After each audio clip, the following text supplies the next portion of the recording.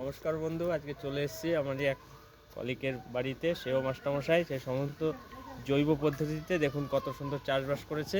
প্রথমেই আপনাদের দেখাবো, এই যে এখানে ছোলার শাক আছে, দেখুন ছোলার শাক করেছে একদম সুন্দর করে, 2-3 বার কাটিং হয়ে গেছে, আগা কেটে কেটে ছোলার শাক খাওয়া হয়েছে।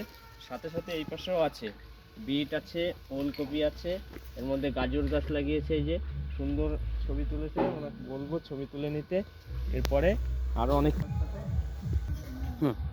এইখানে আছে হাইব্রিড কুলের চারা, এবং সব থেকে খুব জনপ্রিয় একটা ফল, এটা খুব মার্কেটে খুব চাহিদা, এটা স্ট্রবেরি গাছ। এই যে সুন্দর গাছ হয়েছে, আর কিছুদিনের মধ্যে স্ট্রবেরি বেরোবে।